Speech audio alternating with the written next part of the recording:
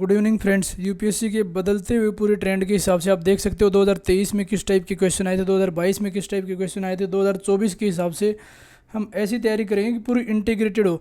ये 5 मिनट की सीरीज़ होगी जिसमें 20 कंसेप्ट डिस्कस करेंगे और काफ़ी इंपॉर्टेंट होंगे जो आपके हर एक सब्जेक्ट को एक इंटीग्रेटेड और कॉम्प्रीहेंसिव तैयारी कराएंगे। फर्स्ट हम लेते हैं इंडियन पॉलिटी के बारे में। इंडियन पॉलिटी में फंडामेंटल ड्यूटीज़ काफ़ी इंपॉर्टेंट है।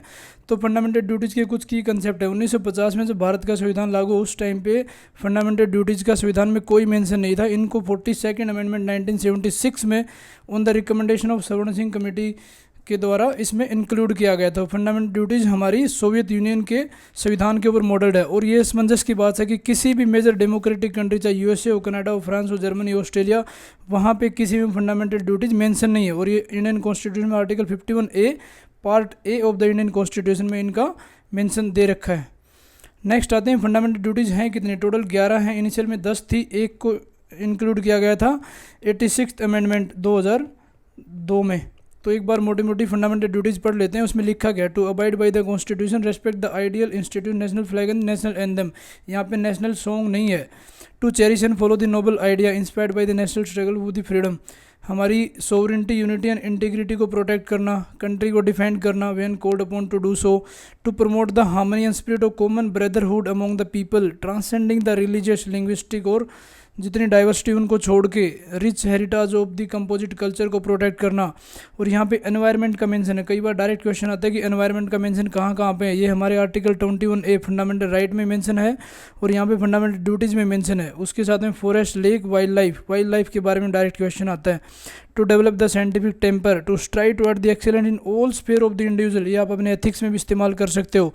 लास्ट में ड्यूटी ऑफ द पेरेंट्स, यहाँ पे 6 to 14 years of the age लिखा है और ये 86th अमेंडमेंट 2002 के बाद में इसको राइट टू एजुकेशन को एक फंडामेंटल राइट भी बनाया गया था, जो कि हमारे आर्टिकल 21A में भी इसका मेंशन है। अब इसमें क्वेश्चन उठता है कि क्या सवर्ण सिंह कमेटी ने जो जो रिकमेंडेशन दी थी सारी मानी कि सरकार ने? नो, इसमें से ड्यूटी टू पे टैक्स नहीं माना गया था, imposing penalty of not following the fundamental duty नहीं माना गया था।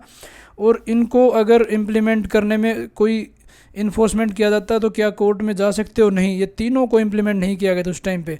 नेक्स्ट चलते हैं टेम्पल आर्किटेक्चर, जो हमारे आर्ट एंड कल्चर के लिए बहुत इंपॉर्टेंट है। इसमें नगारा और द्रविड़न स्टाइल के बीच में बेसिक डिफरेंस को जानेंगे। लोकेशन का नगारा स्टाइल नॉर्थ इंडिया में थी, द्रविड़ हमारे साउथ इंडिया में थी। मेन टेम्पल का देखा जाए तो यहाँ पे शिखर बोलते थे, इसमें भी शिखर है लेकिन इसमें वन सिंगल शिखर था, इसमें मल्टीपल शिखर होते थे। मंडप भी मल्टीपल होते हैं नगारा स्टाइल में, इसमें सिंगल होता है। नगारा स्टाइल में सेंट्रल टावर कर्विलिनियर शेप है लेकिन यहाँ पे पिरामिड की शेप में बनता है ये।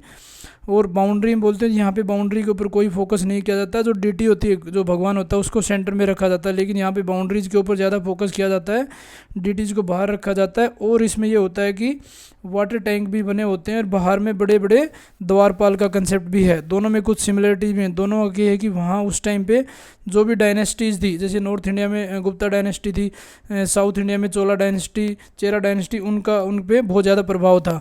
दोनों ने अपने टाइम पे वहाँ की लिटरेचर और बाकी सोसाइटी को एक अच्छी तरह से एक सिखलाई दी और दोनों के बाहर में दीवारों पे कुछ ना कुछ इनग्रेव्ड था।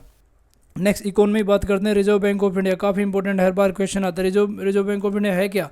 ये नेशनल इंपॉर्टेंस का एक इंस्टीट्यूट है जो इंटरनेशनल मॉनेटरी फंड का ही मेंबर है और इंडियन इकोनॉमी का एक स्ट्रॉन्ग पिलर है। ये डॉक्टर अंबेडकर ने अपनी बुक में मेंशन किया था सबसे पहले इसके बारे में, द प्रॉब्लम ऑफ रूपी, its origin and the solution. उसके बाद में ही इसको reserve bank of India establish किया गया था। और कौन से कमीशन? हिल्टर यंग कमीशन के रिकमेंडेशन के बाद में किया था। 1949 में इसको नेशनलाइज कर दिया गया था। ये हमारे क्रेडिट और करेंसी सिस्टम को रेगुलेट करता है, इन्फ्लेशन को टारगेट करता है, कॉमर्शियल बैंकिंग को लाइसेंस देता है, कोऑपरेटिव बैंकिंग को प्रमोट करता है। इसके प्रीएम्बल में भी सब लिखा हुआ। रिजर्व बैंक ऑफ इंडिया का 1934 का एक्ट है जिसके द्वारा ये गवर्न होता है। यूपीएससी ने क्वेश्चन पूछा था कि उसका मेंशन कॉन्स्टिट्यूशन में है क्या? कॉन्स्टिट्यूशन में कोई मेंशन नहीं। Reserve bank of India act 1934 के द्वारा गवर्न किया जाता है।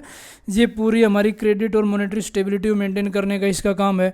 जितने भी चैलेंजेस कॉम्प्लेक्स इकोनॉमी में हो रहे हैं उसको एक अच्छे फ्रेमवर्क में लाना और कंट्री की प्राइस स्टेबिलिटी और ग्रोथ को माइंड में रखना। अब मॉनेटरी पॉलिसी कमेटी जो 2016 में गठित की गई थी उर्जित पटेल कमेटी की रिकमेंडेशन के ऊपर, इसका काम क्या है, ट्रांसपेरेंसी और अकाउंटेबिलिटी लाना मॉनेटरी पॉलिसी का काम है। दूसरा ही पॉलिसी रेट, जो पॉलिसी रेट होता है, बैंक रेट होता है, उसको डिसाइड करना।